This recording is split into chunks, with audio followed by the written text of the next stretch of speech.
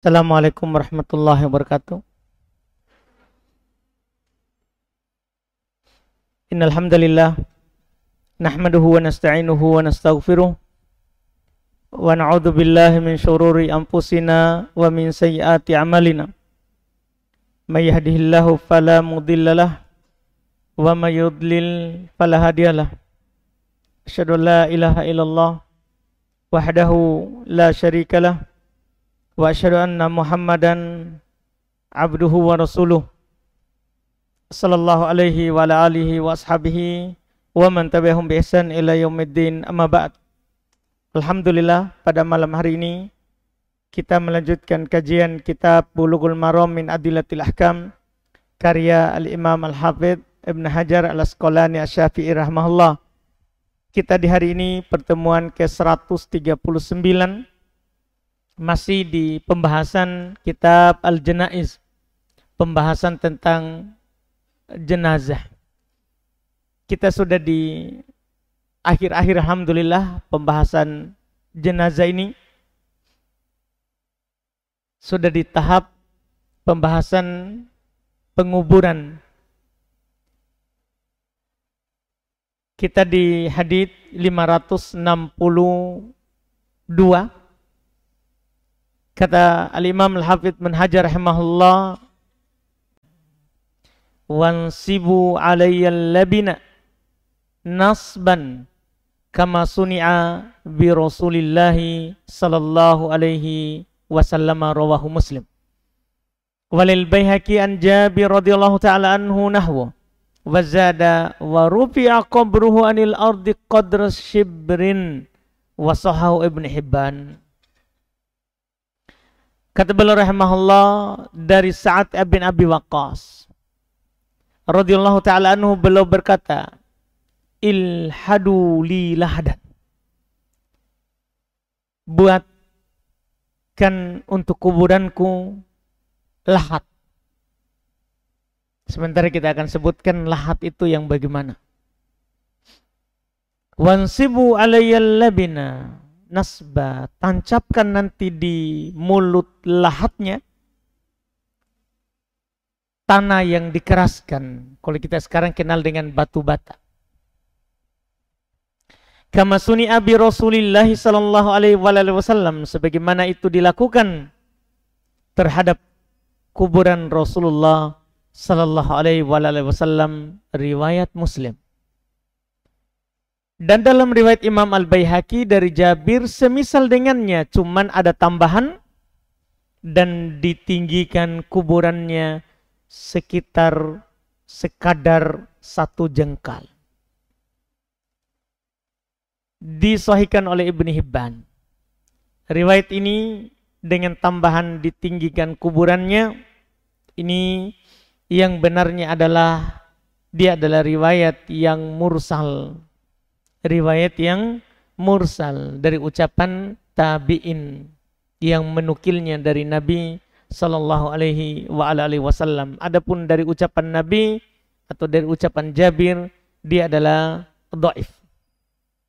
Tapi kita cukupkan dengan riwayat yang pertama, riwayat Imam Muslim. Ini hanya sebagai pendukung saja. Hadits ini membicarakan tentang kuburan. Ketika kita menggali kubur, itu kita bela tengah atau kita bela samping. Bela samping itu disebut lahat. Jadi kuburan digali dari atas, lurus. Kemudian pas di bawah tempatnya mayat, kita gali di samping begini, miring di samping. Itu namanya lahat. Iya. Kalau kita lurus dari atas, kemudian tengahnya kita bela untuk mayat, tengah bagian tengahnya, itu namanya syak. Itu namanya syak. Sepakat para ulama rahimahumullah, tidak ada silang pendapat. Ketika kita menggali kubur dan melubangi tempat masuknya, dimasukkannya jenazah, itu boleh di tengah, boleh di samping. Tidak ada silang pendapat. Tidak ada silang pendapat. Bahkan di kota Madinah waktu Nabi hidup, itu ada ahli syak dan ada ahli lahat dari tukang gali kuburnya. Ada yang biasa menggali kubur bela di tengah, ada yang biasa menggali kubur bela di samping. Maka tatkala Rasulullah SAW wafat, para sahabat sebagaimana yang dinukil oleh Anas bin Malik, mereka berselisih, ini kuburan Nabi, kita bela tengah atau bela samping? Mereka berselisih. Iya. Maka mereka mengatakan, nastakhiru Rabbuna. Pertama, kita melakukan istikharah dulu. Minta pilihan kepada Rabb kami. Ini kan Rasulnya. Ini utusannya. Ini perbuatan mereka ini menunjukkan bahwa memang bela tengah, bela samping boleh. Cuman untuk Rasulullah, kita pilihkan yang mana? Maka mereka berkata, kita beristikharah dulu kepada Allah. Setelah mereka beristikharah, wa naba'atu ilaihima fa'ayyuhuma sabaq taroknah. Ini namanya tempuh sebab. Setelah dia melakukan istikharah, maka mereka mengutuslah bersamaan kepada dua orang tadi. Utusan. Untuk memanggil keduanya tadi. Menggalikan kubur untuk Rasulullah. Tapi tujuannya untuk melihat mana di antara keduanya yang lebih duluan, itu yang kita ambil. Itu kan dikehendaki oleh Allah dari istikharah kita. Mana yang duluan, itu yang kita pilih. Yang belakangan kita tinggalkan. Kita tidak pilih. Terjadilah hal tersebut. Diutus, dipanggil keduanya. Dan ternyata fasabaqa sahibul lahat. Maka yang gali kubur dengan cara lahat, bela samping, itu yang duluan datang. Maka mereka pilih untuk kuburan Nabi Shallallahu Alaihi Wasallam dengan lahat. Ini Masya Allah dari yang mereka lakukan terhadap kuburan Nabi Shallallahu Alaihi Wasallam. Dan dari sini pula lah, dari kisah ini yang dinukil oleh Anas ini kepada kita, disinilah para ulama memilih bahwasanya lahat lebih utama daripada bela tengah. Jadi dua-duanya boleh. Tapi kalau kita pilih lahat lebih utama daripada syak. Kenapa? Itu yang dipilihkan untuk Rasulullah Sallallahu Alaihi Wasallam. Sebagian ulama, dan ini adalah ya yang dikatakan oleh Imam Nawawi rahimahullah, dilihat daripada tanahnya. Sebagian ulama, kalau mayoritas mengatakan lahat lebih utama daripada syak. Bela samping lebih utama daripada bela di tengah. Itu lebih utama. Sampai para sahabat lihat ini yang ada di hadapan kita. Sa'ad ibn Abi Waqqas belum berwasiat kepada keluarganya. Kalau saya nanti meninggal, buatkan lahat seperti Rasulullah. Kuburannya lahat. Bela di samping. Seperti Rasulullah SAW. Karena itu yang utama. Ini mayoritas ulama memilih itu. Sebagian ulama merinci, lihat keadaan tanah. Kalau tanahnya mudah longsor, namanya bela samping kan begini, miring begini. Kalau tanahnya mudah longsor, maka bela tengah lebih utama. Lebih utama. Tapi kalau tanahnya adalah tanah keras, tidak mudah longsor, maka kita lahat lebih utama. Maka ini sangat bagus juga rincian ini. daripada nanti kita paksakan lahat, ternyata tanahnya mudah longsor, kan kasihan mayatnya nanti di dalam akan tertimbun dengan cepat. Akan tertimbun dengan cepat saat kita sudah tutup. Maka ini ada sisi bagus juga. Tapi kalau tanahnya keras, lahat lebih utama daripada syak. Ketika tanahnya lembek, maka kita pilih syak lebih bagus. Kita pilih bela tengah itu lebih bagus. Ini wallahualam dari pembahasan ulama kita dalam masalah lubang yang akan diletakkan mayat nanti di situ.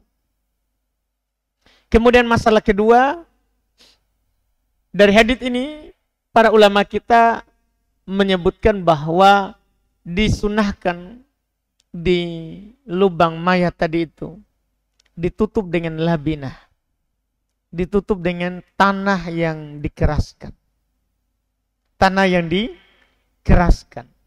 Iya, itu disunahkan. Iya, berupa batu bata. Cuman ini kan butuh panjang. Kalau dulu memang ada. Iya, memang dibuat untuk menutup itu, untuk menutup itu. Iya, karena memang kebiasaan orang Arab dulu. Iya, itu tembok rumahnya juga dibangun dari tanah yang dicampur dengan jerami, rumput, itu yang dibuat temboknya. Dibuat temboknya. Cuman para ulama rahimahumullah bersamaan dengan itu membolehkan ditutup dengan batu atau dengan kayu. Dibolehkan. Boleh. Seperti kebanyakan sekarang kan mereka tutup lahat pakai apa? Papan. Dibolehkan hal tersebut, tidak ada masalah. Tidak ada masalahnya. Iya, dibolehkan.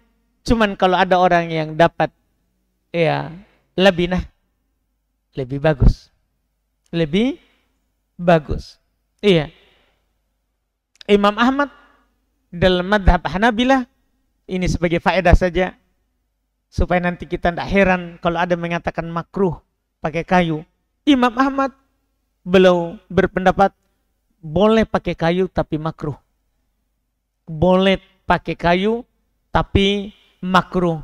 Cuman kebanyakan ulama mengatakan boleh ditutup pakai kayu atau batu atau labinah kalau ada tanah yang sudah dikeraskan itu. Kalau ada yang ukuran panjang, karena ini lumayan lebar, ini tidak sama dengan batu bata yang dibuat kebanyakan. Dibuat kebanyakan. Yang penting tidak boleh semennya, tidak boleh yang dari semen. Iya, tidak boleh yang dari semen. Karena akan datang sebentar hadits dilarang mengapuri dan membuat dari semen dengan kuburan itu. Ini yang disebutkan di hadits yang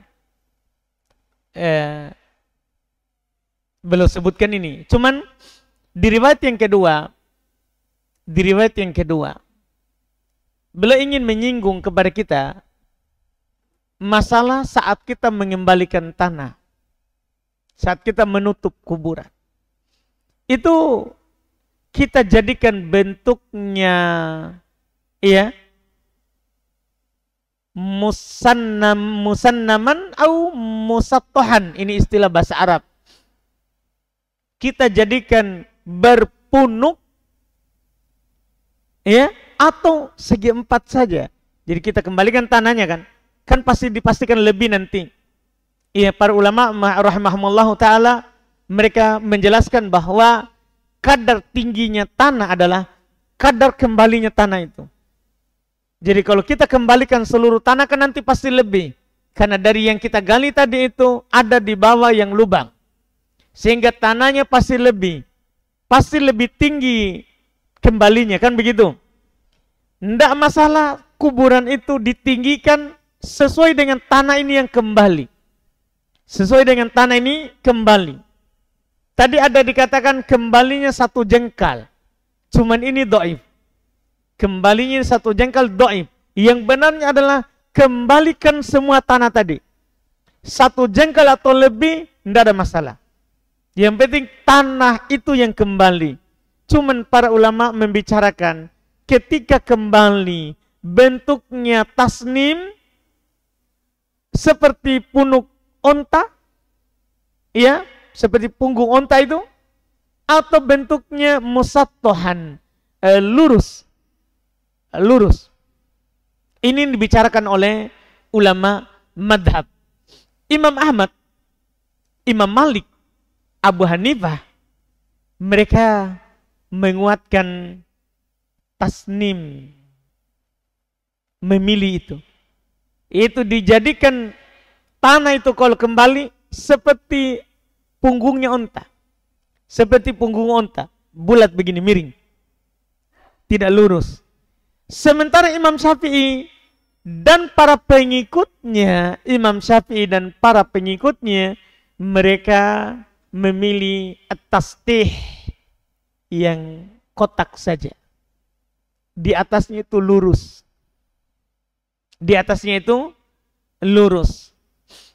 Dalam masalah ini, iya, para ulama rahimahumullahu ta'ala berselisih pendapat dan masing-masing punya dalil, cuman dari dalil-dalil yang mereka pakai tidak lepas dari kelemahan. Ada yang kuat tapi tidak terlalu jelas apakah memang yang dipilih adalah seperti onta itu miring atau lurus. Masing-masing punya dalil tapi dhaif atau sahih cuman tidak terlalu nampak.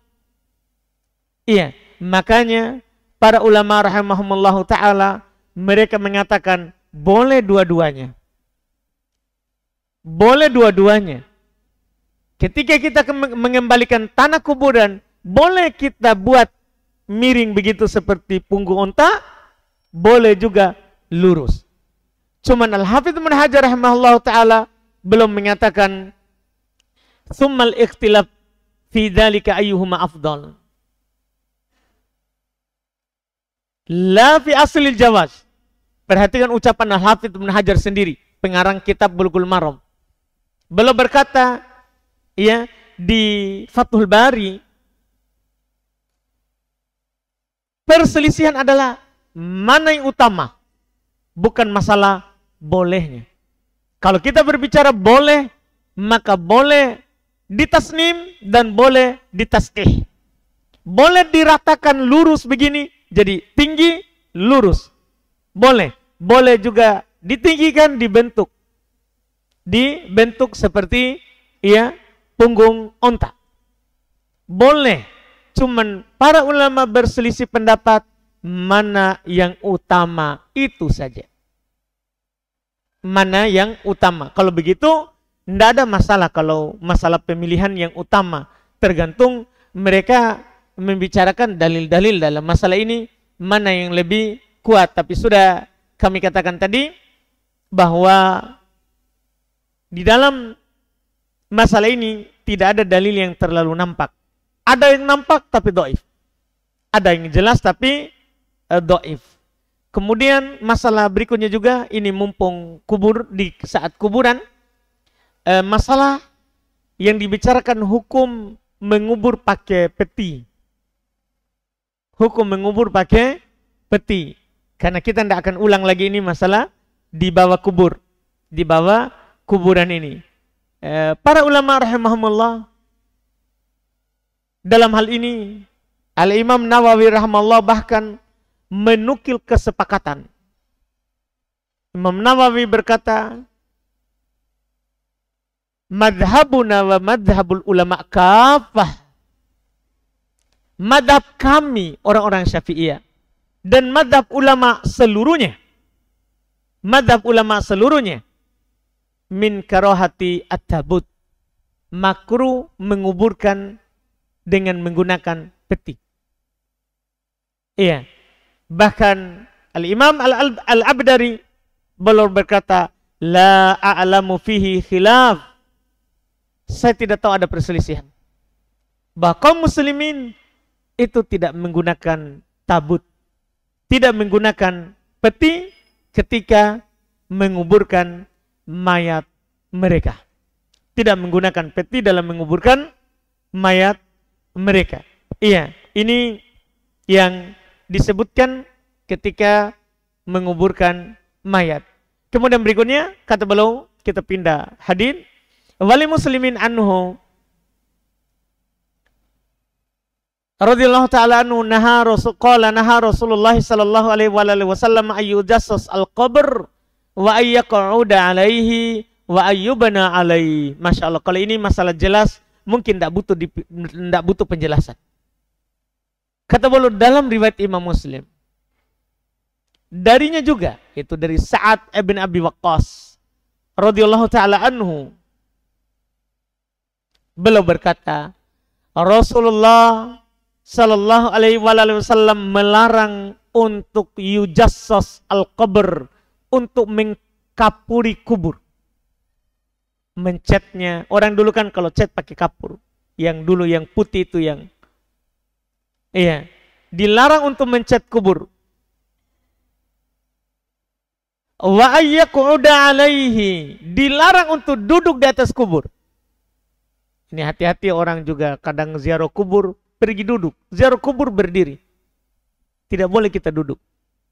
Tidak boleh kita duduk. Karena tidak boleh kita duduk di atas kuburan. Tidak boleh kita duduk di kuburan. Iya, ini juga peringatan keras bagi orang yang buang air di atas kuburan. Pasti dia duduk.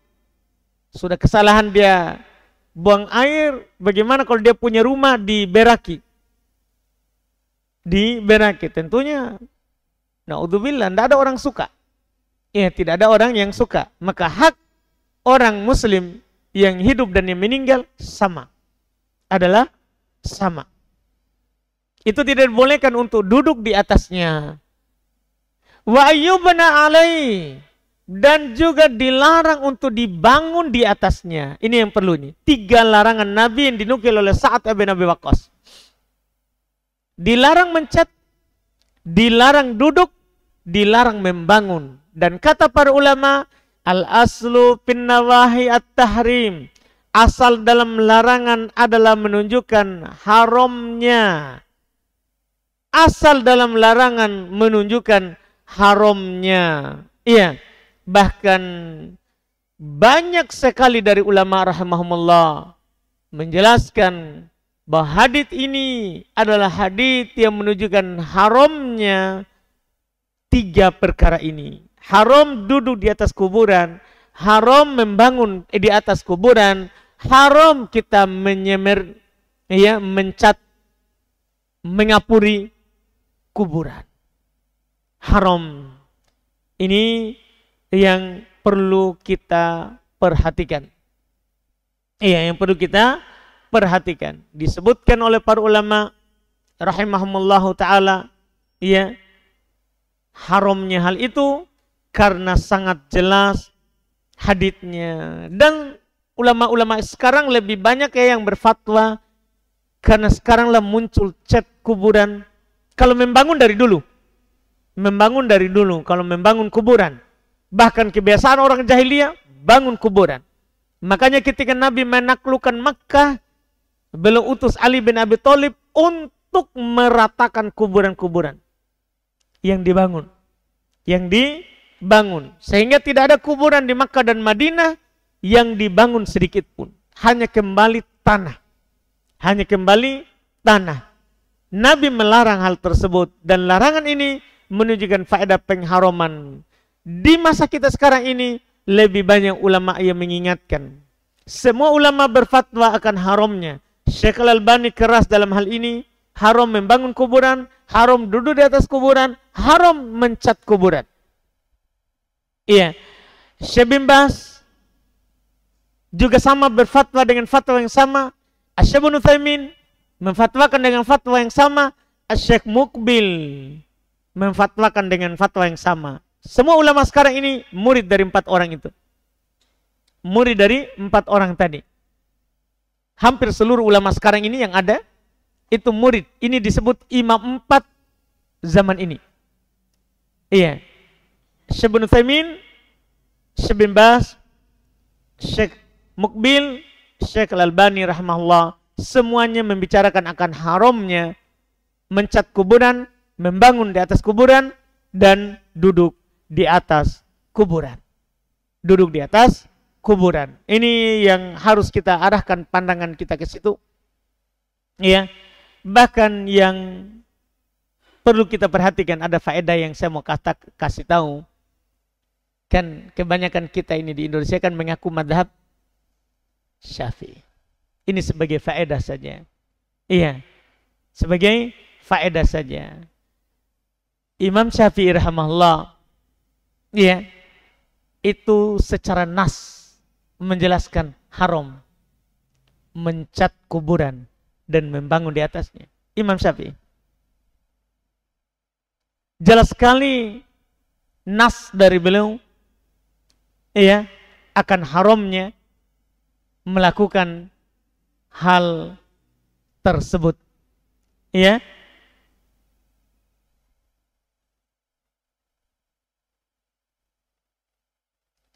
Bahkan kita bisa lihat di kitab ya, kitab karangan dari Imam Syafi'i, fikih. Iya. Al-Imam Syafi'i rahimahullah, beliau berkata di kitab ini penting dinukil, madzhab Syafi'i ini, perkataan dari Imam Syafi'i sendiri, supaya kita paham sebenarnya orang setengah-setengah ini madhab Syafi'inya. Beliau berkata, wa ra'aitul a'immata bi Makkah yahdimuna ma yubna wa yu'ayyidu al-hadam qawluhu sallallahu alaihi wasallam wala qabran musyrifan illa sawaitah. Para a'immah di negeri Makkah, mereka meratakan kuburan. Dan di antara yang menguatkan, kata Imam Syafi'i, bahwa kuburan itu tidak boleh dibangun, adalah ucapan Nabi ketika Fatu Makkah, jangan kamu biarkan kuburan yang ditinggikan, kecuali kamu ratakan. Kecuali kamu ratakan. Ini dinukil oleh dari Al-Imam Asy-Syafi'i rahimahullahu ta'ala, yang harus kita pahami. Makanya Al-Imam Asy-Syaukani rahimahullah menyebutkan haram secara mutlak untuk membangun kuburan, mencat kuburan, haram secara mutlak. Tidak ada satupun dalil yang mengatakan boleh kita membangun kuburan atau mencat kuburan. Tidak ada satupun hadis. Iya. Kenapa kalau antum melihat, kenapa ada orang membangun kuburan? Bahkan dari ulama mereka, ustadznya. Kenapa? Dia bilang, kan makruh. Dia bilang begitu. Dia maknakan larangan Nabi makruh. Enggak. Asal larangan haram. Ini ucapan makruh ini bahaya. Nabi melarang tapi mereka bilang makruh. Dia kasih halus itu larangan. Ini memang Nabi larang, tapi karena Nabi benci. Jadi begitu mereka. Nah, kita tegaskan, asal larangan haram. Kalau Nabi melarang, berarti hal itu diharamkan. Diharamkan. Itu asalnya. Ini adalah asalnya. Iya. Kemudian masalah berikutnya lagi, kata beliau rahimahullah,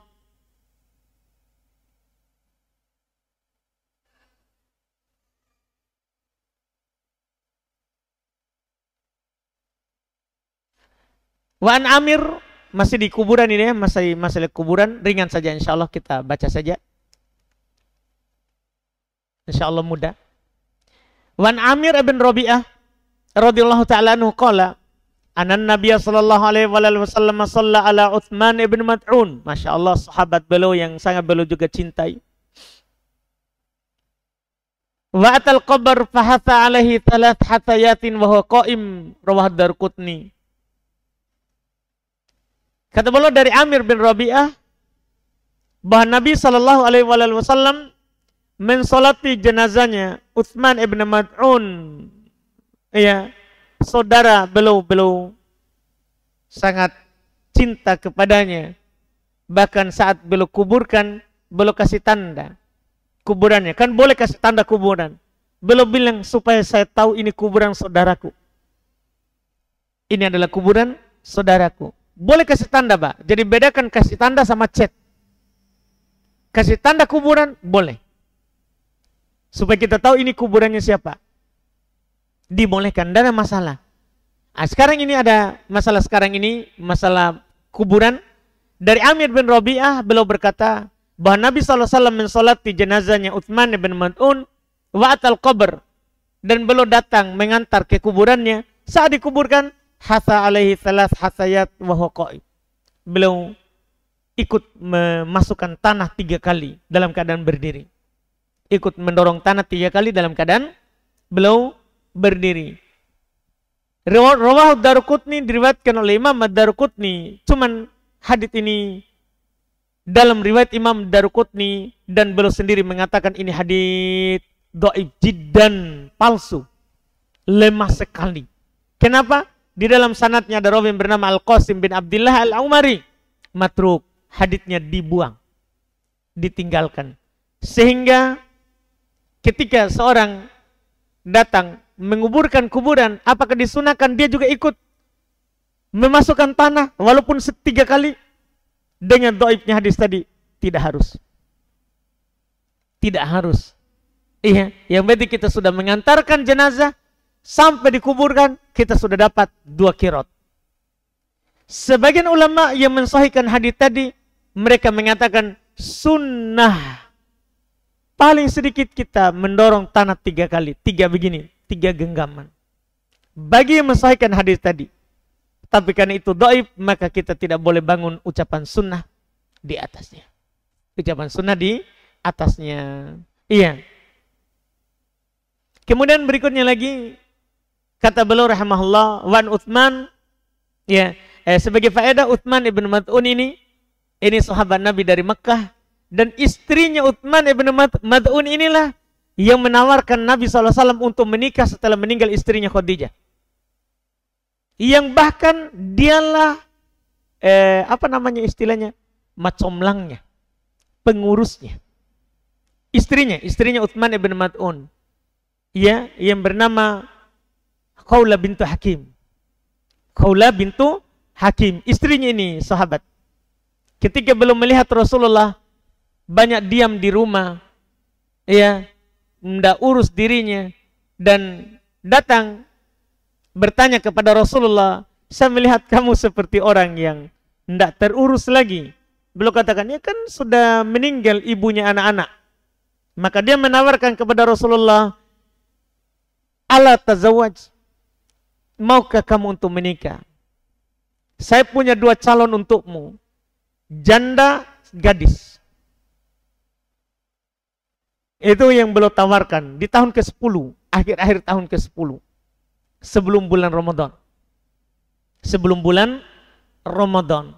Iya. Ada saya punya, kalau kamu mau saya akan uruskan, ada janda, ada gadis. Maka Rasulullah berkata kepadanya, siapa gadisnya dan siapa jandanya? Adapun janda, dia bilang Saudah bintu Zam'ah. Saudah bintu Zam'ah. Itu perempuan katanya telah beriman kepadamu. Di rumahnya kafir, bapaknya kafir, saudaranya kafir. Tapi dia sudah beriman kepadamu. Iya. Terus gadisnya siapa? Adapun gadisnya, putrinya sahabat terbaikmu, Abu Bakar As-Siddiq. Aisyah yang dia maksud. Itulah salah satu-satunya gadis yang dinikahi oleh Rasulullah di dalam perjalanannya kenabian. Tidak ada yang belum nikahi gadis. Dari semua istrinya janda. Dari semua istrinya janda. Maka Rasulullah setuju, Masya Allah, dengan penawaran dari istri sahabatnya itu. Iya. Kata Nabi kepadanya, coba pergi sebutkan saya kepada mereka. Sebutkan saya kepada mereka. Jadi Rasulullah tidak urus diri sendiri untuk pergi ke sana. Tidak. Pakai pengurus. Pakai juga pengurus. Iya. Sebagian orang langsung ditembak di tempat. Iya, enggak boleh. Rasulullah saja pakai pengurus. Sunnah kita mengambil pengurus. Sunnah kita mengambil pengurus. Kalau kita mau melamar seseorang. Janda atau gadis. Sebagian orang, janda ji, sikat mi. Langsung. Iya, enggak. Maka Rasulullah mengutus Khawla bintu Hakim. Maka dia pergilah ke Sauda pertama. Karena Aisyah waktu itu masih berumur 6 tahun. Jadi beliau duluan ke Sauda.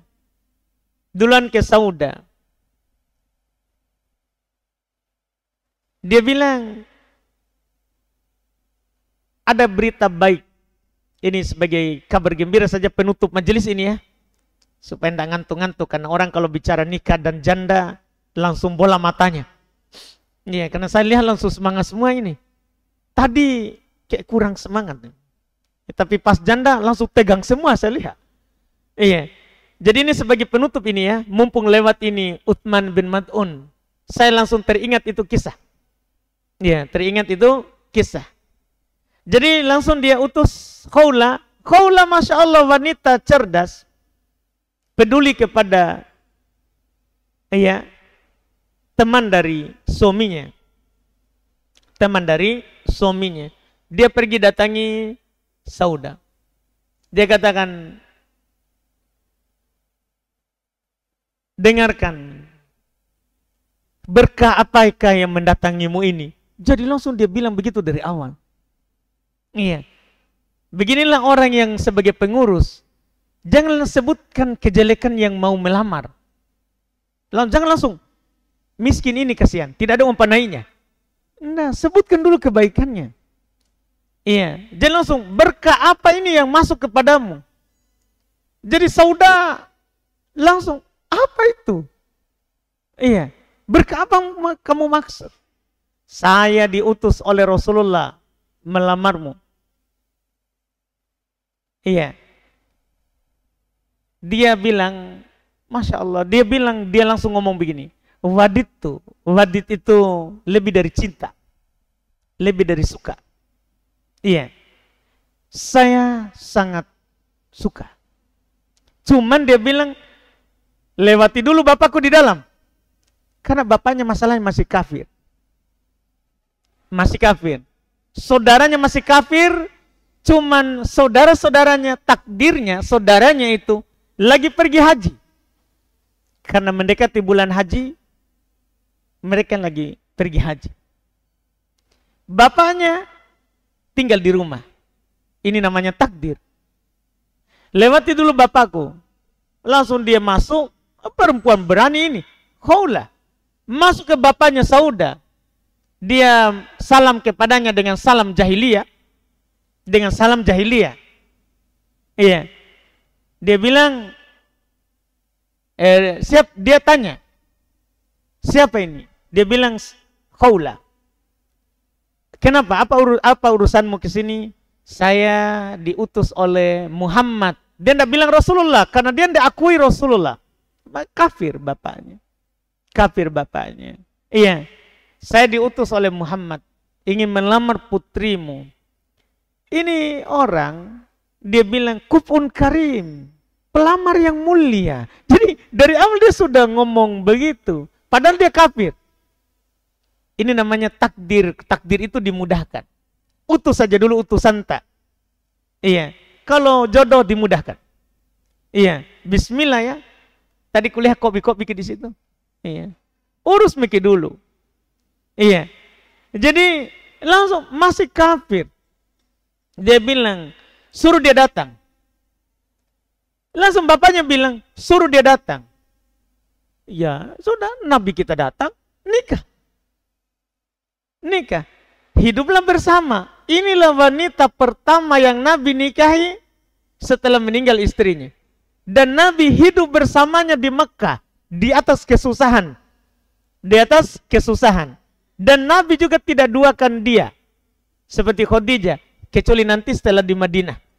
Karena sama Aisyah, itu urusan lain lagi. Cukup antum tahu kasus ini saja. Adapun sama Aisyah, nanti saja. Iya. Gimana? Ini masalah faedah bagus? Hah? Faedah bagus ya? Datang saudaranya pulang haji karena masih kafir. Dia lempar tanah di kepala Rasulullah SAW. Marah dia, kenapa saudaraku tiba-tiba sudah menikah dengan Muhammad? Saudariku, dia bilang begitu.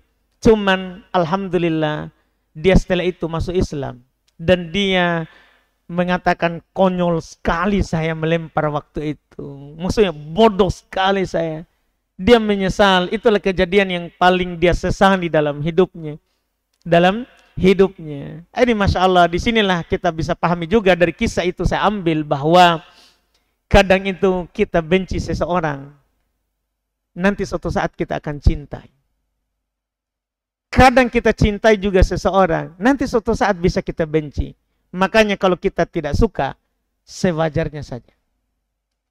Suatu saat bisa saja berbalik. Kita akan suka. Kalau kita juga cinta seseorang, sewajarnya juga. Karena bisa saja suatu saat kita tidak suka. Kita tidak suka. Makanya kata Nabi SAW sebagai penutup pembahasan masalah suka atau tidak sama seseorang, dengan kejadian dari saudaranya Sauda ini yang benci sampai melempar tanah ke kepala Rasulullah. Setelah itu menjadi cinta dan dia sesali apa yang dia telah lakukan. Karena kebenciannya adalah keluar dari kewajaran sampai melempar orang yang dia benci. Maka Nabi SAW katakan, ahbib habibaka haunan ma asa ayyakuna bagidoka yauman ma. Cintailah orang yang kamu cintai itu sewajarnya saja. Bisa jadi nanti dia akan menjadi orang yang kamu benci. Di hari kiamat semua orang akan lari dari istrinya, suaminya. Maka jangan terlalu cinta. Berlebihan, gara-gara dia kita tinggalkan kewajiban kepada Allah. Gara-gara yang kita cintai, tidak boleh. Seperlunya saja, sewajarnya saja. Demikian pula sebaliknya, kata Nabi, abgid bagidoka yauman haunan ma asa ayyakuna habibaka yauman ma. Bencilah yang kamu benci itu sewajarnya saja. Karena bisa jadi suatu hari itu adalah orang yang kamu paling cintai. Jadi sewajarnya saja semuanya. Daripada nanti kita menyesal. Daripada nanti kita menyesal. Alhamdulillah, inilah faedah penutup kita hari ini. Mudah-mudahan bermanfaat. Adapun setelah itu nanti masih ada lagi hadits ya dari Nabi SAW. Kita harapkan ini insya Allah kita bisa selesaikan ini masalah jenazah di sebelum Ramadan ya. Semoga dimudahkan. Semoga dimudahkan supaya nanti setelah Ramadan kita bisa masuk di kitab zakat, kitab yang baru lagi insya Allah dalam kitab Bulughul Maram. Semoga dimudahkan saja. Alhamdulillah. Masih ada waktu? Kalau ada pertanyaan silakan. Silakan Pak.